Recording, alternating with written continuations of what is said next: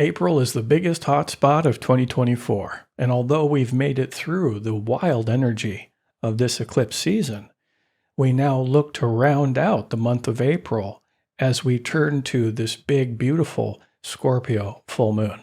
My name is Bryan Coulter. I'm an evolutionary astrologer, and here is my take on this intense full moon.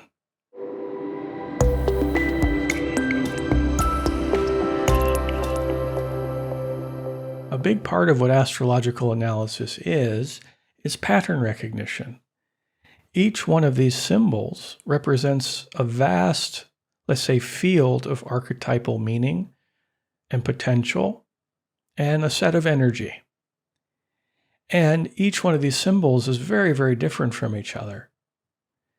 But when you find a variety of events that resonate with each other, where we'll find overlap in meaning between these two very different archetypal fields, we'll find major themes.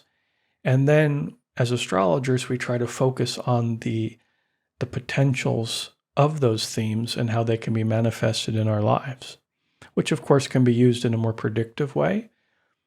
As I do here with evolutionary astrology, I focus more not on the answers of what I think is going to happen and how it will literally manifest, but rather the evolutionary questions. So as I do these videos, that's the job for me, is to hold a mirror of those current questions before you so that you can leverage the superpower of your own free will and focused intent to choose how you want to answer those questions and work with that set of energies. And one major pattern here, creating a theme, is starting with the full moon in Scorpio. And as you can see here, this red line, the Scorpio full moon, is in a very tight square to the planet Pluto. Now, what makes this a major theme is the Pluto is seen to be the modern ruler of the sign of Scorpio. And rulership just means affinity with. So the archetypal field of potential for Pluto does have a lot of overlap in meaning with Scorpio because these symbols have such a strong affinity with each other. So this is hands down the biggest theme, and we're going to spend a big chunk of our time focusing on that. The other notable events is, of course, the Jupiter-Uranus conjunction. This is really the biggest event out of all of them, which will continue to be strong until the middle of May, and it's really at peak energy now, but it'll slowly dissipate until, mid-May, late May, and then this event will be over. But this event's very important because it only happens once every 14 years, and I've talked about this event a lot in the last couple of videos, and I won't repeat all that, but I will just remind us really what a very powerful way of working with these two very different planets. We also have the Mercury in retrograde, which is fascinating because a couple days after the full moon, it will stop its retrogradation and go direct. Now, when a planet, from our perspective here on Earth, changes from moving forward in the sky to moving backwards, that's going from direct to going retrograde. And then it can also go backwards, change direction, and go forwards in the sky. That's going from retrograde to direct. But there's a brief moment in time before it switches direction to where it stands still in the sky. It's called stationing. And at the moment of this full moon, Mercury very much is stationing, even though it doesn't go direct until a couple days later. So of the Mercury retrograde periods, which many people are familiar with because it's very much ingrained in pop culture these days, many people, even if they're not interested in astrology, at least know what Mercury retrograde is. It becomes kind of a running joke. But when Mercury retrograde is at peak is when the planet is stationing, whether it's about to change to direct or retrograde. So Mercury is at maximum power right now because it's stationing, about to switch direction. So that's a big player. We also have this very interesting Mars in Pisces next to Neptune in Pisces, which is such a pure embodiment of spiritual warrior energy. And in the last video, I talked about the same meta archetype, if you will, because Mars was next to Saturn in Pisces, which is also about spiritual warrior, but there are distinctions between the two. So the energy shifted a little bit, but it's still the same goal. It's like, how can I develop my inner spiritual warrior? And we'll talk more about that. But that's kind of the lay of the land, or the topographical map, if you will, as we launch into our understanding of all these events and how they interact with each other. So let's start with the largest theme, which is the Scorpio full moon in a very tight square, a 90-degree angle with its own ruler, Pluto. Now, words associated with this type of event would be intensity. That's a word that comes right out, specifically psychological intensity. These are both very psychological symbols. Sensitivity is another thing that comes to mind. You know, the moon deals with our own sensitivity because it represents heart and soul and our subjective reality. And it's very interesting. Once a month, every full moon, people tend to be, at least above what is considered average, more emotional during the full moon. Like, it's been observed that crime actually goes up statistically during full moons. Because, you know, moon is associated with the word luna. People are more lunatic, or lunatic during the full moon. Why? Because they're more emotional. Okay? There's nothing wrong with emotional. But if people are really coming from a place of pain and suffering, and then you have this intense emotional sensitivity and the traumas that can come up to the surface during Scorpio-Pluto interactions, this can create this more reflexive, reactionary, emotional state or traumatized state of consciousness towards what you experience externally. So we have the emotional heightened sensitivity of the full moon at maximum power, the great Luna, in the sign of the Scorpion, in a very friction-based aspect, the square to Pluto, archetypally known as the god of hell. So this is very dramatic energy. And this can be manifested within some folks as very dramatic energy. People can be more dramatic, more emotional, because both Scorpio and Pluto are strong references to the subconscious mind, the unconscious mind, where we carry all our hurts and our traumas. And we as souls elect to come down here to this realm of where there's a lot of pain and suffering, the realm of duality. Light versus dark. It's a rough place, which I'm sure you've noticed. Pluto-Scorpio interactions tend to bring out the dark in people, that which is traumatized. Pluto, the god of hell, is a metaphor for the inner hells we create within ourselves. And this is very much associated with the sign that Pluto's in as well, Aquarius. So Pluto representing woundedness. The woundedness of Aquarius is the woundedness of the rebel. Now, the Plutonian wounds of the rebel or the genius are connected to feelings of alienation, feeling as though one doesn't fit in, suffering from rejection, betrayal, and abandonment. The rebel archetype or genius represents those who think about reality differently from the mainstream. And because humans have this survival instinct of herd mentality or herd consciousness, we kind of tend to, let's say, band together in groupthink, which creates the mainstream of that current cultural time.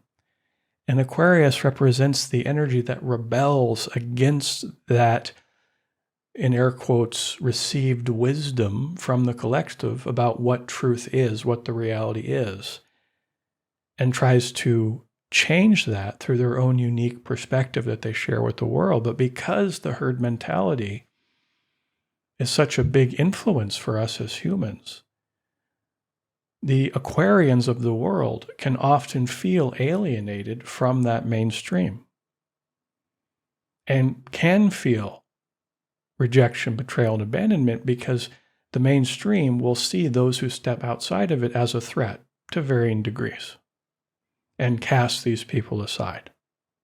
It's very common anyways. And here we live in a very divisive time where it feels like people, especially people who are strongly rooted in sets of ideologies. They hang out with their sense of tribe, right, and their echo chambers to strengthen that which they believe. And we're further getting separated between these different belief systems. And it's the more dark forces of the world that actually seek to divide us further instead of bringing us together. And Aquarius really strives, Aquarius energy strives to fight against the control mechanisms of the world that impinge upon the freedoms of humanity. Because Aquarius wants to go towards this more liberated state of consciousness. So the wounded rebel, bringing out feelings of division and alienation within the collective, again, above random chance. This energy is affecting everybody in different ways. How you work with this energy on a personal level really depends on how these events are impacting your own personal chart. But the evolutionary logic in this is during this time of hypersensitivity, emotional sensitivity during the full moon, which is always going to be strong in a water sign, which Scorpio is. And meanwhile, it's squaring this planet of intensity, Pluto. So people's inner wounds and traumas coming out to play much more so than what is considered normal during this time of peak intensity. And what the collective's trying to learn, yes, Pluto represents a wound and a trauma of the rebel, but it really represents the process of transforming that inner pain into a more evolved state of being. One that is less divided, one that comes together in this, yes, let's say tribal shared goal of creating more freedom instead of division in the world, with this more positive expression of the humanitarian impulse of Aquarius. But in order to get there, we have to recognize what the wounds are and then be actively seeking to dissolve and transform those woundedness so it transmute into love and light so that we can co-create a better future. So just expect to see people in the world during this full moon and, 3 or 4 days beyond it, because the full moon period is a little bit more than 3 days. And just accept people are going to be a little bit more reactionary, a little bit more emotional than normal. Now, this more intense energy that we're talking about here is happening at the same time as this Mercury, which is very, very strong right now because it's about to go station direct. And my interpretation of a Mercury retrograde, I have the same thoughts that, most astrologers do, but I also really focus on the internal aspect on this, where retrograded planets are introverted energies. That's the way I look at it. And introverted energies are best used through working inwardly, self-reflection, because Mercury is the planet of the mind, of our thoughts, how we speak and communicate, and how we perceive reality. So when Mercury is in retrograde, it's like the mind turned inward. The mind wants to be turned inward, looking within, going to a place of reflection, and developing more conscious cognitive and intelligence awareness about our own thought sequences that we have, about our feelings, especially during this time we're feeling more intensely than normal.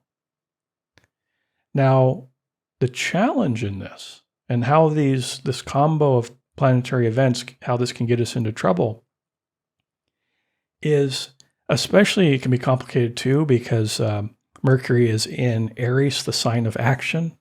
So the warrior doesn't necessarily like to be retrograde because here I am saying, inward, inward, inward. Well, Aries is a more extroverted energy, and people will feel compelled to assert themselves with speech, with their ideas, how they think, how they perceive. That's just Mercury in Aries. That's like the style of the mercurial function right now is in this more warrior mode, but yet it's retrograde. It's wanting to go within. So the actions that people take with their thoughts expressed through speech and writing can be not only miscommunicated because it's kind of going against the grain to where the energy wants to go, which is in that more introverted expression. Instead, it's trying to be forced to be extroverted and one's capacity to miscommunicate the ideas they're trying to get across is more probable now, let's say. Not only that, other people's mental capacity to perceive what you're trying to say is also quite difficult during Mercury in retrograde. So retrograde periods, Mercury retrograde, is classic for miscommunications, misinterpretations, and wrong perceptions. So how this cocktail of events here can really get us into trouble, and this is the challenge of this, as our woundedness comes out at a moment of maximized emotional sensitivity, and our inner darknesses come out to play, so to speak. This is complicated further by one's capacity to express one's emotions is a little bit more difficult during Mercury retrograde. It's better to just kind of feel it and experience it within. And then once Mercury goes direct, then it's a better time to really talk about it and continue to deepen your understanding of it. But then it's more about action and moving forward. But people will still, because it's in the sign of Aries, Mercury, feel compelled to express, to act, even though that might not be the wisest thing in that time. So people get triggered, and then they manifest Mercury in Aries, which is the voice of fire, but they do it in a way that is not communicated well and not heard well. Okay, which can be a bad recipe, right? Because it can make those triggers worse. And because the perception from others will be wrong, maybe they get on the defensive more, and it creates even more of a problem. So that's stating it negatively. What about the positive side? Well, this Pluto and Scorpio interaction, ultimately, the positive expression of this, as I said, is about the transformation of our internal suffering. And Mercury in retrograde can support that intention through inward reflection. Now, moving on to this Mars in Pisces conjunct Neptune in Pisces. Neptune in Pisces is pure spiritual, mystical energy. Neptune is said to be the planet that rules Pisces. Here it is in its own sign. Given some turbo boosters during this time as Mars, the war god, comes and meets it in the sky. Mars, the war god, next to Neptune, the god of the sea, which is a metaphor for the sea of consciousness. It's the classic mystic archetype. So the literal translation of the meta-archetype of the spiritual warrior is clear here. I invoked the spiritual warrior in the last video because in the last video, Mars was next to Saturn in Pisces. Pisces is the mystic as well, although that had more of a focus on the strength and determination and grit needed to remain in the flow state as one exerts itself climbing the metaphorical mountain. That's more Saturn-Mars energy. And I use the example of the free soloist rock climber who can stay in that present tense spiritual state of consciousness doing a death-defying activity and climbing a literal mountain. Okay, so that's more Saturn-Mars energy. But now we're taking a step closer to even more pure mystical energy associated with the spiritual warrior. And this also highlights the idea that we are in a spiritual war. It really feels like a fight between good and evil. So the spiritual warrior in a spiritual war, it's like, can I remain strong, vital, courageous, brave in the face of such darkness? Where it feels like the hope is getting blacked out? Do I have the determination and resolve to keep going on this mission to raise my consciousness, to develop spiritually in a world where there's so much pain and suffering? Planet Earth, the school of hard knocks. I don't know if you'll catch this in the video after I edit it, but I'm having a lot of trouble with my camera. My camera keeps turning off and on, which is driving me nuts. But hey, that's another part of Mercury retrograde is electronics going haywire. So I'm experiencing that now. But anyhow, back to what I was saying. I got more to say about this spiritual warrior energy, But let's move on to the meaning of Uranus-Jupiter. As I said, this is the biggest event going on right now, continues until middle May, the most powerful event, where although these planets are very different from each other, and together they create so many layers of meaning, which we won't be able to fully explore here. I did go into more detail in my previous 2 videos. If you want to learn more about it there, you can watch those videos. But the common ingredient I want to focus on here is, even though these planets are very different from each other, what they hold in common is they're both future-oriented. Jupiter, known as the greater benefic, looks to a more hopeful future, enthusiastically, optimistically, full of hope, full of faith in oneself, faith in the divine plan, faith in humanity. It's a very positive, expansive energy. Meanwhile, Uranus, which does have a lot of overlap in meaning with the sign it rules, Aquarius, so some of this will sound familiar from my description there before. But Uranus is very much focused on freeing oneself in the present to have a more liberated future, to fight against those who seek to control, who seek to limit our unique, individuated expression. And Uranus seeks to invent and innovate and evolve human society, basically, towards this more liberated future. So they're both future-oriented. Uranus, the energy of Uranus is about excitement. Jupiter is about hope and faith and optimism. And Jupiter likes to go all in, to make big, healthy bets on whatever it is you're talking about. And that doesn't mean financially necessarily, but it is about taking the more ambitious path towards that better future. So a powerful way of working with this event is to create a big, bold vision of the future that you want humanity to co-create. And again, in my meditation channel, Meditation Nexus, I just released and made a meditation specifically for this. It's called Big Bold Vision Meditation. I'll put a link below and above for you if you want to check that out. So we got these different events. The theme of Scorpio Pluto, the spiritual warrior energy of Mars Neptune, the Mercury retrograde in the sign of the warrior. So a lot of warrior energy. Meanwhile, we have this shocking, expansive, hopeful, future-oriented Uranus-Jupiter conjunction. So here's the parable.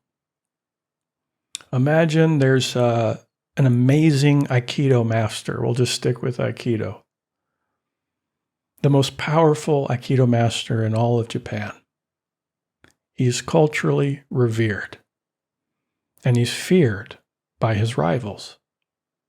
And the Aikido master's singular mission and focus is for him to protect the princess of the tribe, of the village in which he lives.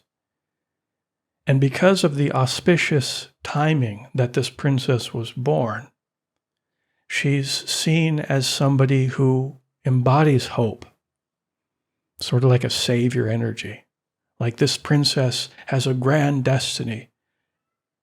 And same as the Aikido master, culturally revered, but also feared by rivals, feared by those that see her as a threat to their own ambitions to power. The Aikido master is sound asleep in his house, but suddenly awakens to subtle vibrations on the wall behind him. And because of his spiritual warrior training over many, many decades, that was the reason why he was even aware of these subtle vibrations. And immediately he knew there was a threat. And he was right. Because those vibrations on the wall were created by 20 ninjas who were invading the village. And the ninjas' goal is to kidnap the princess, to snuff out the light, the beacon of hope for that culture. And the Aikido master jumps into battle. And he has this sort of Bruce Lee style, flow like water. And using the momentum and force of the ninjas themselves to kind of sidestep them and use their own momentum against them. Aikido is a very peaceful, spiritual warrior style of martial arts, which seeks to dissolve any of the aggressive energy that come towards it and to incapacitate, to make peaceful, to make someone unthreatening and using their own force against them. My knowledge of Aikido is pretty limited, so if I mess some things up, go easy on me.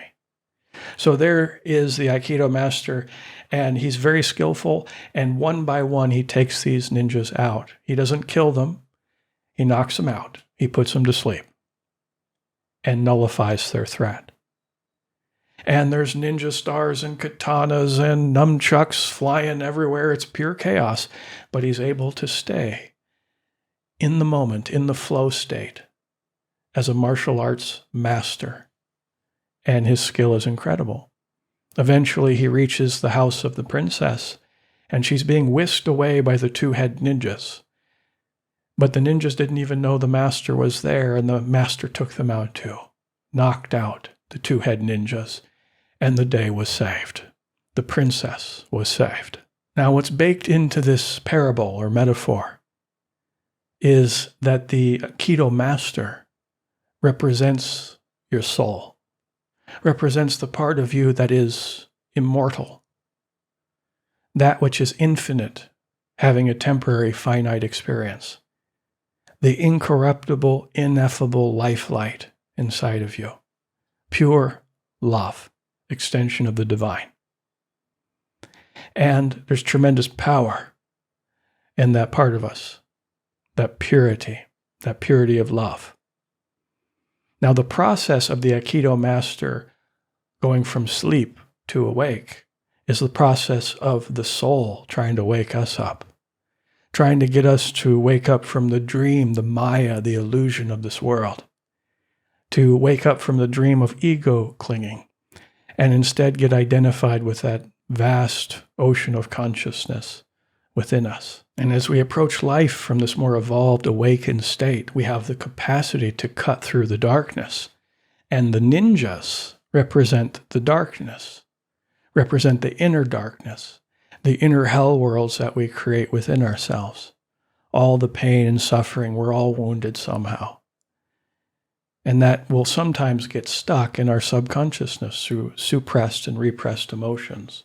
The Scorpio-Pluto event, the process of transforming those wounds, but those wounds can actually be quite threatening and dangerous because these traumas from the mystical perspective, which I'm fine introducing here with all this mystic energy going on right now, the idea is that these thought forms and emotional forms within our subconsciousness that are more trauma-based, they call them elementals.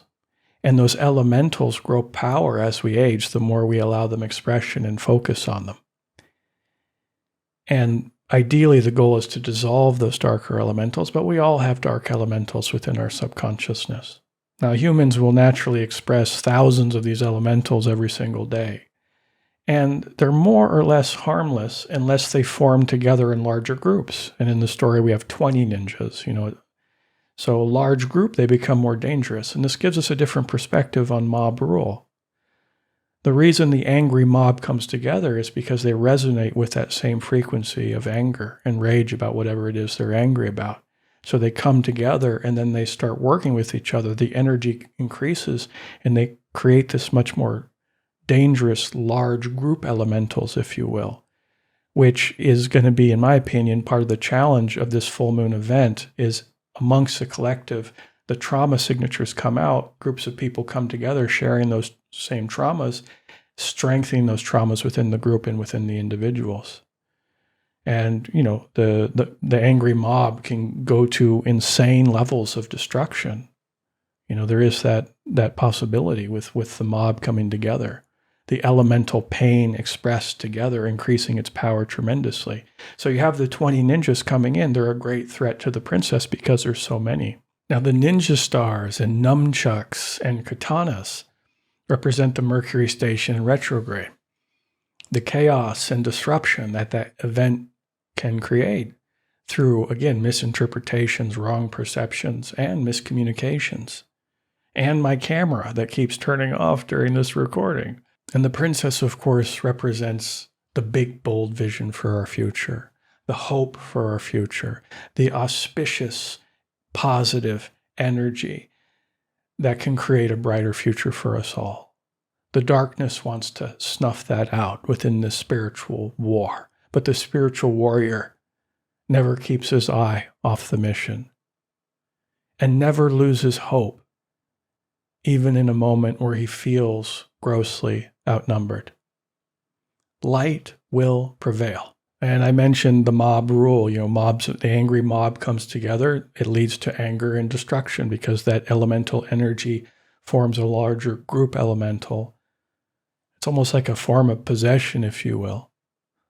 But so too on the other side, people can come together, even if it is over the internet through this video, with a shared intention of, yes, I do want this more liberated future.